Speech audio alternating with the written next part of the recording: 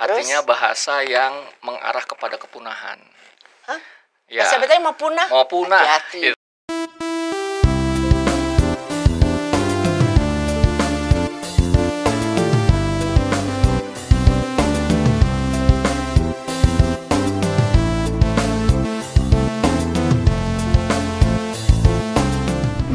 Bismillahirrahmanirrahim. Assalamualaikum warahmatullahi wabarakatuh. Sampai ketemu lagi dengan Pok Silvi yang hari ini berada di Tamrin 10. Tahu dong, Tamrin 10 itu adalah Food and Creative Park, di mana ini tempat makanan-makanan senusantara ada di sini, termasuk tentu saja kearifan lokal Jakarta yaitu Betawi. Di pojok sonono ada namanya Beranda Betawi. Dan podcast kita di sini adalah podcastnya Tamrin 10. Dan tentu saja bagaimanapun saya harus mengangkat hal-hal yang menarik dari Jalan Tamrin 10 ini. Kenapa menarik? Karena di sini kita bisa melihat semua kuliner-kuliner senusantara, bukan hanya Betawi tapi Nusantara. Dan yang paling penting lagi, bagaimana Gubernur DKI Jakarta Bapak Anies Baswedan ingin mengangkat UMKM kita yang khususnya terkait dengan masalah kuliner.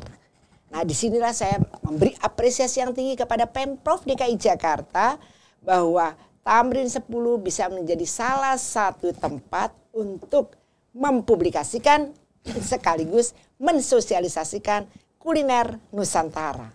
Tetapi ada lokasi juga yang menarik, yaitu di tengah-tengahnya itu bisa menjadi tempat keriaan buat kita. Siapapun bisa mengisi ini, misalnya ada anak-anak jalanan yang suka pinter musik, silakan. Nah, ini juga yang kita ingin menarik semua yang melihat Tamrin 10, ayo kita meriahkan, kita bikin hajatan. Apalagi sebentar lagi akan ulang tahun Kota Jakarta.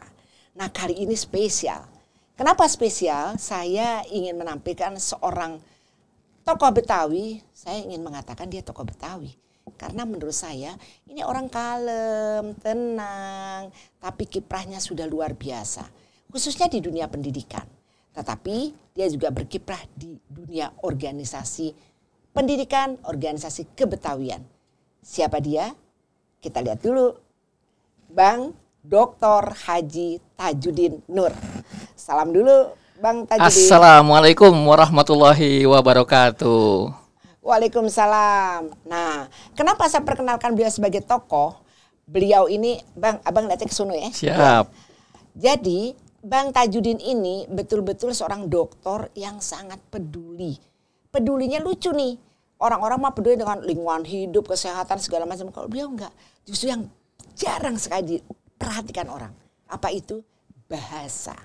Dan bahasa yang coba digali sampai tuntas secara akademis dengan analisis yang luar biasa, yaitu bahasa Betawi. Ingat, ada muatan lokal. Nah, salah satunya muatan lokal itu adalah bahasa, yaitu bahasa Betawi. Doktor beliau itu adalah mengangkat tentang bahasa Betawi. Bahkan beliau ini dengan seikhlas-ikhlasnya menebarkan tentang kosakata Betawi. Menebarkannya lewat apa? Dia artiin satu-satu. Kemudian disebarkan lewat apa? WA group di Facebooknya, di Instagramnya. Ini hal yang luar biasa. Sampai akhirnya beliau diminati oleh seorang penerbit yang mengatakan bahwa ini adalah mutiara yang perlu diangkat. Dan saya, Pok Silvi, Senator Dewan Perwakilan Daerah DPD RI Dapil DKI Jakarta tentu juga sangat menaruh perhatian. Apalagi beliau bekas keluarga besar saya di dunia pendidikan. Saya dulu Kepala Dinas Pendidikan loh, sekitar tahun 2005 sampai 2008. 3 tahun saya jadi Kepala Dinas Pendidikan. Dinas Pendidikan DKI Jakarta ya Bang. Betul sekali. Beliau ini keluarga besar saya, salah satu Kasudin yang luar biasa. Nah, sekarang cerita dulu Bang. Pertama Abang asalnya dari mana sih? Gini Pok, kalau saya asli Kebayoran Pok. Oh tuh kan, keren kan Kebayoran itu tempat orang elit loh. Terus? Kebayoran lama ya, tepatnya di daerah Cipulir. Kebayoran lama. Saya dilahirkan tahun berapa Bang? Tahun 62. Tahun 62. Masih beda 4 tahun sama saya. Terus Bang Tajudin, keluarga semuanya orang Betawi ya? Betawi, kebetulan Bini Bapak. Betawi? Kalau bini enggak. Oh enggak. Bini bagus itu namanya mendunia ya. Terus Bapak Ibu? Ya, Bapak Ibu Betawi. Betawi asli sampai kakek saya. Jadi kalau ada istilah itu saya termasuk Betawi asli. Asli. Sama Mbak Silvi juga orang Betawi asli gitu. Terus kalau bini dari mana? Bini Bandung. Bandung. Anaknya berapa sih, Bang? Anak udah 3 dan 3. Kebetulan cucu 4. Masya Allah, nyaingin Pak Silvi. Pak Silvi punya cucu 5, anaknya cuma 2. Terus kemudian Bang, dulu ceritain dong SD-nya di mana, SMP di mana, SMA sampai kuliah sampai doktor. Ya. Ceritain deh Bang. Jadi secara singkat nih Pak Silvi ya, saya SD itu dari SD Muhammadiyah. Oke. SD Muhammadiyah, kemudian biasanya kalau itu NU ya. Tapi saya juga dokter dari Muhammadiyah loh. Iya. Nah, kemudian di SMP SMA itu saya masuk PGA. Oke. Jadi PGA, kemudian kuliah di beberapa perguruan tinggi. S1-nya ambil bahasa juga? Ambil bahasa di KIP Jakarta juga, kemudian di Muhammadiyah juga, dan juga di Universitas Nasional. Oh, bahasa juga tuh? Bahasa murninya kalau di KIP-nya itu kan bahasa untuk pendidikannya. Pendidikannya. Jadi 2 nih? Iya. Masya Allah. Kemudian S3-nya di Universitas Hasanuddin Makassar. Masya Allah, orang Betawi ke Makassar. Ke Makassar gitu. Karena namanya juga katanya Tajudin, katanya nama orang Makassar katanya. Padahal Betawi asli. Terus? Jadi alhamdulillah. S3-nya apa? Jurusan bahasa? Iya, ilmu linguistik. Ilmu linguistik ya. Boleh nggak spesifik disertasinya apa sih? Ya, jadi disertasi saya itu memang tentang pemertahanan ya bahasa Melayu Betawi. Oh, bahasa Melayu Betawi ya. Jadi memang kenapa ini saya ambil ya karena itu tadi. Ya saya melihat ya mudah-mudahan kesempatan penelitian yang saya lakukan di dalam disertasi ini bisa memberikan sumbangan kepada masyarakat Betawi. Alhamdulillah. Ya. Nah, itulah jarang. Makanya saya berminat untuk mengangkat beliau. Ya. Oke, terus? Jadi di dalam ini penelitian disertasi ini jelas memang kelihatan menjadi konsentrasi kita juga. Dan salah satu dari penelitian saya ini Pak Silvi mungkin bisa kita jadikan sebagai bahan diskusi lanjutan gitu ya. Karena saya lihat ini agak menarik ya, salah satu hasil penelitian ini yang menyatakan bahwa kalau kita mengikuti teorinya Krauss ya bahwa bahasa Betawi ini sesungguhnya sudah pada posisi endangered language ya. Artinya bahasa yang mengarah kepada kepunahan. Ya. Bahasa Betawi mau punah? Mau punah. Hati-hati, gitu. Makanya kita mesti terus-menerus membuat semangat. Nah, oleh karena itu memang kondisi seperti ini perlu ambil langkah-langkah ya, ambil diskusi-diskusi dan tentu kegiatan-kegiatan atau usaha-usaha untuk bagaimana supaya bahasa Betawi ini tidak terus mengarah kepada punah gitu. Oke. Karena itulah makanya disertasinya dibikin ini ya. Betul. Bagus. Betul. Nah, terus? Jadi di sana secara singkat mungkin Pak Silvi bisa saya sedikit ceritakan bahwa latar belakang mengapa dikatakan di dalam disertasi saya ini bahwa bahasa Melayu Betawi ini sudah endangered language ya atau nyaris punah ya, mengarah kepunahan karena generasi awal yang artinya 0 sampai 25 tahun itu sudah mulai sudah mulai meninggalkan ya, menggeser bahasa Betawi itu ya, tidak lagi digunakan secara maksimal oleh masyarakat yang anak-anak ya yang sampai usia 25 tahun itu. Saya kurang percaya deh Bang. Soalnya gini Bang, saya ini kan DPD ya. Betul.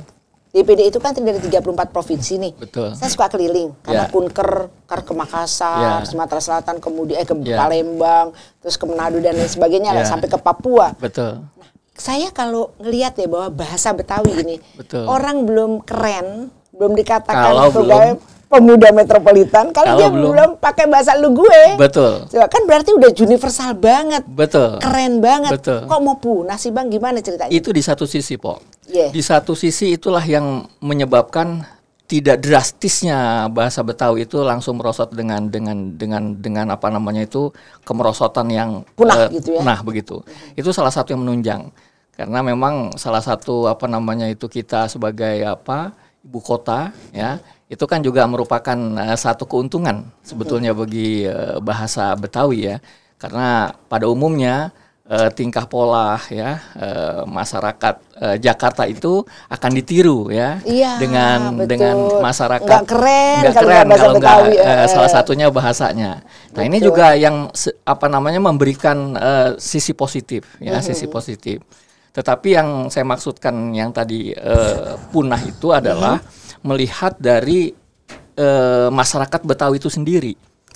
Gitu. Kenapa ya pada nggak mau pengen ngomong Betawi? Jadi ada beberapa sebabnya. Yang pertama, keluarga Betawi itu sudah orang tua Betawi sudah sedikit yang mau menurunkan bahasa Betawinya kepada anak-anaknya.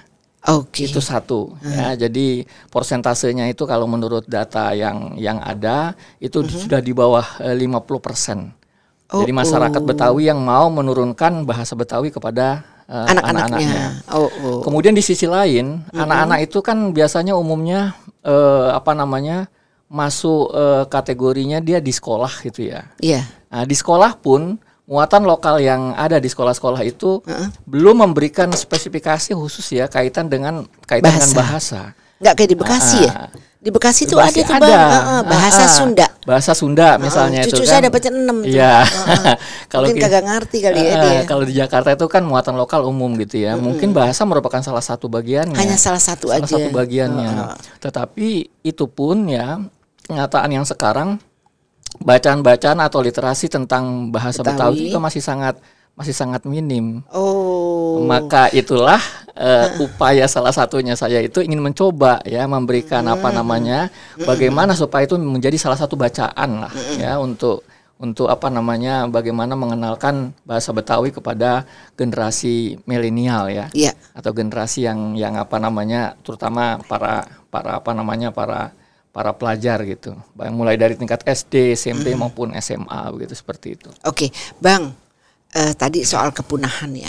Terus kemudian Abang punya niat ingin mensosialisasikan. Langkah berikutnya apa nih Bang abis mensosialisasikan? Ya, saya dengar mau bikin buku. Ya, jadi memang salah satunya saya berpikir bahwa yang paling efektif ya salah satunya adalah memberikan literasi ya, bacaan ya kepada anak-anak kita itu supaya lebih mudah mengenal. Mudah mengenal tentang bahasa. Karena memang bahasa itu tadi di samping orang tua sudah menurun ya di dalam menurunkan bahasa kepada anak-anaknya. Salah satunya ya itu tadi upaya kita adalah bagaimana di sekolah diperkuat. Di sekolah ya. Karena itu salah satu hal yang penting ya. Betul. Keseharian dia. Keseharian itu. Karena kan mereka kalau formalnya di sekolah itu menggunakan bahasa Indonesia. Iya, betul. Diajarkan bahasa Indonesia, bagaimana berbahasa Indonesia yang baik dan sebagainya gitu. Nah, tapi di sisi lain sebagai bahasa daerah ya, Jakarta ini juga anak-anak Jakarta harus dikenalkan. Harus dikenalkan. Betul. Bang, aku dengar gini, kan kita punya yang namanya Lembaga Kebudayaan Betawi. LKB. Yang sekarang ini diketuai oleh Bang Beki Mardhani. Betul. Nah, beliau ini dulu tokoh mahasiswa lah ya. Betul. Nah, sekarang beliau dulu pernah kerja di media lah ya, bagus, dipimpin oleh ya udah 2 periode nih. Kalau nggak salah mengeluarkan yang namanya buku tentang kalau kita bilang muatan lokal. Betul. Udah ada itu ya Bang? Ya, selintas saya sudah dengar dan juga ikut di dalam beberapa diskusi juga begitu. Ya itu bagus sekali. Ya. Kenapa nggak disosialisasikan di pendidikan? Maksudnya ada kurikulum khusus bahasa Betawi gitu Bang? Nah itu. Makanya, jadi memang kalau dilihat dari kurikulum yang ada sekarang, ini memang masih secara umum ya, muatan lokal Betawi itu. Apalagi kalau kita lihat ya sekarang katakanlah pengajar-pengajarnya, ya belum diberikan satu pemahaman yang sama begitu ya, tentang bagaimana budaya Betawi termasuk masalah bahasa ini. Ya, salah satunya Abang itu tadi. Abang terakhir jadi apa sih Kasudin kalau nggak salah ya? Ya, saya Kasudin di Jakarta, di Jakarta Barat. Abang pernah lihat gak? Kan abang sering keliling dong. Apakah di sekolah-sekolah itu ada kurikulum muatan lokal yang memasukkan bahasa gitu di sekolah? Ya, sepanjang yang bisa saya pahami ya, melihat kondisi sekolah di Jakarta pada waktu itu ya, itu masalah materi diserahkan kepada sekolahnya masing-masing. Oh, KTSP kalau kita bilang dulu sementara sekolah-sekolah masing-masing itu kan mempunyai karakter apa namanya itu, katakanlah SDM gurunya sangat beragam ya. Sangat beragam. Artinya kalau kita udah punya panduan muatan lokal, salah satu bahasa, kita mesti mensosialisasikan, mendidik, ada pelatihan bagi guru-gurunya gitu ya mestinya ya. Betul. Karena nggak banyak orang Betawi loh. Betul. Saya aja contohnya saya orang Betawi, mak saya orang Betawi, bapak saya orang Betawi.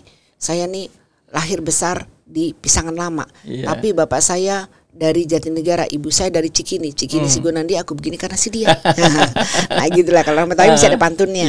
Nah jadi saya pikir benar juga nih Bang. Satu, mesti ada pedoman. Setelah ada pedoman muatan lokal seperti apa, kemudian kita sosialisasi. Kemudian ada pelatihannya. Kemudian guru-guru memberikan sertifikatnya gitu ya Bang ya. Nah selesai memberikan sertifikatnya, barulah nanti kita secara bertahap muatan lokal ini menjadi bagian tidak terpisahkan, termasuk bahasa di dalamnya. Gitu ya Bang. Oke. Nah, itu makanya saya berpikir apa yang bisa saya buat dulu lah. Siapa tahu nanti ini bisa bermanfaat. Ya. Pastinya. Abang ini pinter banget ya. Saya bilang abang ini benar-benar sesuai dengan apa yang diharapkan oleh Allah Subhanahu wa taala, oleh Rasulullah, yaitu khairun nas anfa'uhum linnas. Artinya apa? Sebaik-baik manusia dalam bermanfaat untuk orang lain. Nah, insya Allah abang ini bermanfaat dalam hidupnya. Gitu ya Bang ya. Insya Allah. Apalagi umur kita udah begini ya Bang ya. Nah, jadi kita mesti benar-benar berbuat sesuatu, berfastabiqul khairat gitu ya. Berlomba-lomba dalam berbuat kebajikan. Nah, insya Allah kita mendapat. Jadi amal jariah lah buat abang. Insya Allah. Bang, saya lihat tuh ada buku-buku. Apa tuh Bang? Ya, ini Pak Silvi, ini adalah disertasi saya, dan ini sengaja memang ingin saya serahkan ke Empok ya. Mudah-mudahan ini nanti bisa menjadi apa namanya inspirasi juga, karena di dalam disertasi saya ini ada juga beberapa rekomendasi yang saya yang saya ajukan gitu, baik untuk Pemprov ya. Abang punya 5 enggak Bang? Punya 5 enggak? Nanti kita lihat Bu. Soalnya kenapa saya minta 5? Saya di alhamdulillah saya kolaborasi dengan Dinas Perpustakaan dan Arsip Daerah, Dispusip, ada Pak Wahyu di sana yang sangat peduli sekali. Kita punya namanya Beranda Betawi, Perpustakaan Beranda Betawi. Biasanya saya kalau ada orang yang jual-jual buku, saya beli itu. Beli, saya bagi deh tuh serang 10. Nah, kalau ini cukup 5 aja. Saya kasih bagi satu. Insya Allah saya upayakan kok. Jadi dia akan ada selamanya di perpustakaan dan bisa dibaca banyak orang. Insya Allah. Dan makin banyak pahalanya. Insya Allah. Segera saya akan upayakan. Alhamdulillah. Dan akan saya serahkan nanti. Ini adalah contoh salah satunya. Ayo serahin dulu Bang. Saya juga pengen menyerahkan sesuatu nih sama Abang. Nah, yuk kita serahin. Biar dipotret dulu sebentar oleh. Nah, potret dulu Bang. Nah Bang, udah Bang potretnya. Cheese. Oke. Oke, satu. Nah, saya ingin berikan juga nih saya sebagai ucapan terima kasih saya. Nah, saya ada memberikan penghargaan buat Abang Dr. Haji Tajudin Nur. Alhamdulillah. Nah, bahwa Abang ini sudah mampu mensosialisasikan dan mempublikasikan. Tentu sebagai seorang senator saya harus menghargai setiap apapun yang dilakukan untuk kepentingan masyarakat Jakarta dan Betawi. Cheese dulu, cheese.